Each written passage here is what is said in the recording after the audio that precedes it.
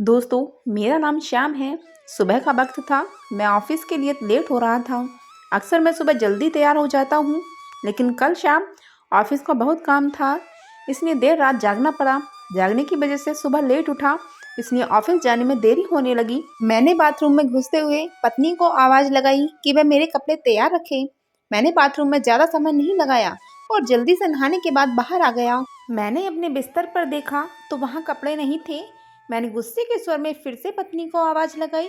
शायद वह किचन में थी, मेरे लिए खाना तैयार कर रही होगी, इसलिए उसको मेरी आवाज़ नहीं सुनाई पड़ी, या फिर कुकर की उठती तेज़ सीटी में मेरी आवाज़ दब गई होगी। इस बार मैंने गुस्से के साथ और बड़ी तेज़ आवाज़ लगाई, लेकिन किचन से बड़ा प्यार सा रिप्लाई आया। आई। मेरा गुस्सा अपने चरम पर था। मुझे ऑफिस के लिए लेट हो रहा था। मैं अंदर से बुरी तरह झल्लाया हुआ था। तभी पत्नी कमरे में आ जाती है और वह सीधे अलमारी की तरफ बढ़ जाती है। वह मेरी तरफ देखते हुए कपड़े बिस्तर पर रख देती है और वहाँ से जाने को होती है। अचानक से वह वापस आती है और मुझसे बोली, अगर मैं तुमसे किसी के साथ डिनर या फिल्म देखने के लिए बाहर जाने को कहूँ तो तुम क्या कहोगे? उसके पूछने का अंदाज़ा थोड़ा अलग था। मैं समझ नहीं पा रहा था कि आखिर वह किसकी बात कर रही है। क्यों? शायद मैं जवाब देने के लिए तैयार था। मैं बोला, मैं समझूंगा कि अब तुम मुझसे प्यार नहीं करती।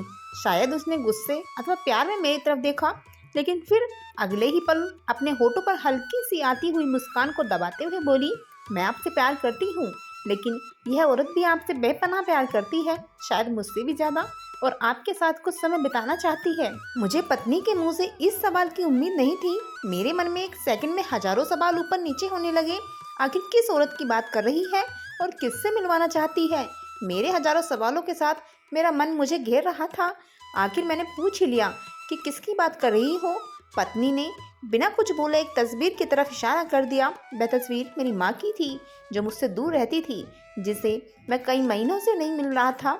शायद काम की वजह से मैंने उन्हें फ़ोन तक भी नहीं कर पाया। मैं अपनी व्यस्तता के कारण उन्हें समय ही नहीं दे पा रहा था। मैंने पत्नी की तरफ देखा। पत्नी ने मुस्कुराहट के साथ मेरा फ़ोन मुझे थमा दिया। मैंने माँ को फ़ोन किया और उनसे रात को खाना खाने और साथ में फिल्म देखने के लिए कहा। माँ मेरी आवाज़ सुनकर खामोश हो गई। शायद करुण स्वर था। तुम ठीक हो ना? तुम दोनों के बीच कोई परेशानी तो नहीं? माँ ने पूछा। उनके लिए मेरा एकाएक इस तरह फ़ोन करना शायद किसी परेशानी का संकेत था। नहीं, कोई परेशानी नहीं, बस मैंने सोचा था कि आपके साथ बाहर जाना एक सुखद एहसास होगा। मैंने जवाब दिया और कहा, बस हम दोनों ही चलेंगे। उन्होंने इस बारे में एक पल के लिए सोचा और फिर कहा, ठीक है। शुक्रवार की शाम को जब मैं उनके घर पहुंचा तो वह मेरा इंतजार कर रही थी। मुझे देखकर उनका चेहरा खुशी से चमक उठा, जैसे बरसों से खोई कोई दौलत अकस्मात उन्हें मिल गई हो। मैंने माँ के पैर छुए और उन्हें गाड़ी की तरफ ले जाने लगा। वह बार बार मेरी तरफ देखकर हल्के हल्के मुस्कुराकर गाड़ी की तरफ बढ़ रही थी। कार में माँ ने बताया कि उन्होंने अपनी एक दोस्त को बेटे के साथ खाने के लिए बाहर जाने की बात बताई है। वह काफ़ी प्रभावित थी। फिलहाल हम माँ के पसंद वाले रेस्टोरेंट तक पहुँच गए थे, जो कि दिखने में अब भी अच्छा और आरामदायक था। अंदर जाकर हम दोनों एक टेबल पर बैठ गए। मैंने पास रखे मेन्यू को उठाया और पढ़ने लगा। एकाएक मेरी निगाह माँ पर पड़ी। वह अभी भी मुझे देख रही थी, लेकिन इस बार वह मुस्कान गायब थी। वह उदास दिख रही थी। शायद मैंने मेन्यू पढ़ने में तो ज़्यादा समय नहीं लगा दिया। मैंने मेन्यू को साइड पर रख दिया। मेरी माँ से खाने के लिए पूछा। उन्होंने मेन्यू की तरफ इशारा करके मुझसे कहा, तुझे याद है जब तू छोटा था और हमारे साथ बाहर खाना खाने आता था? मैं भी तेरे लिए इसी तरह मेन्यू गौर से देखा करती और तेरे लिए अच्छा सा खाना ऑर्डर करती थी जो तुझको पसंद था। लेकिन अब वक्त बदल गया है, महंगाई भी बहुत हो गई है। तू शायद मेन्यू में कुछ नया देख रहा होगा। माँ का जवाब सुनकर मेरी आंखों से आंसू निकलने लगे थे, लेकिन मैंने खुद को संभाला और कहा, माँ, इस बार मैं आपके लिए मेनू पढ़ना चाहता हूँ। इसके बाद मैंने एक बढ़िया सी डिश माँ के लिए ऑर्डर की। खाने के समय माँ ने मेरे बचपन से लेकर अब तक के कई किस्से सुनाए। मुझे ऐसा लग रहा था मानो मैं वापस बचपन में आ गया हूँ। मुझे उस समय इतनी खुशी हो रही थी मानो सारी कायनात इसके आगे फीकी हो। बातों ही बातों में समय का पता ही नहीं चला। मैं माँ के साथ थोड़ा और वक्त बिताना चाहता था, लेकिन अंधेरा हो चुका था और माँ को उसके घर छोड़ मुझे वापस अपने घर भी जाना था। इन शब्दों का मतलब बाद में समझ आया, लेकिन फिलहाल मैं माँ को लेकर उसके घर पहुँच गया। अब वक्त था माँ से विदाई लेने का। माँ ने एक उम्मीद के साथ मेरी तरफ देखा और कहा कि अगली बार मैं उन्हें बिल का पेमेंट करने दूं तो वो मेरे साथ दोबारा डिनर के लिए आना चाहेंगी। मैंने मुस्कुराहट के साथ माँ से कहा, माँ, जब आप चाहो और बिल पेमेंट कौन करता है, इससे क्या फर्क पड़ता है। माँ ने मेरी तरफ देखा और मुस्कुराहट के साथ कहा कि फर्क पड़ता है और अगली बार बिल वो ही पे करेंगी। इसके बाद मैंने माँ से विदाई ली और अपने घर की तरफ चल दिया।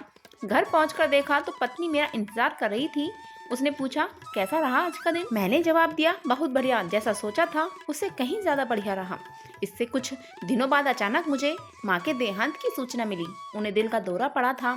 यह इतना अचानक से हुआ कि मैं कुछ समझ ही नहीं पा रहा था। मैंने माँ के लिए कुछ भी नहीं किया था।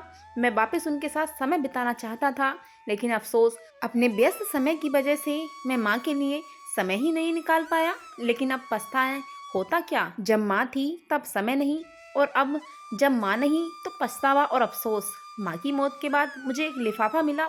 उस लिफाफे में उसी रेस्टोरेंट की एडवांस पेमेंट की रसीद के साथ माँ का एक खत था, जिसमें माँ ने लिखा था, मेरे बेटे, मुझे पता नहीं कि मैं तुम्हारे साथ दोबारा डिनर पर जा पाऊंगी या नहीं, इसलिए मैंने 2 लोगों के खाने की अनुमानित बिल का एडवांस पेमेंट कर दिया है। अगर मैं नहीं जा पाऊँ तो तुम अपनी पत्नी के साथ भोजन करने जरूर जाना। उस रात तुमने कहा था ना कि क्या फर्क पड़ता है, मुझ जैसी अकेली रहने वाली बूढ़ी औरत को फर्क पड़ता है। तुम नहीं जानते, उस रात तुम्हारे साथ बीता हुआ हर पल मेरे जीवन के सबसे बेहतरीन समय में से एक था। भगवान तुम्हें सदा खुश रखे, तुम्हारी माँ। इंसान को दुख अपने को खोने के बाद होता है।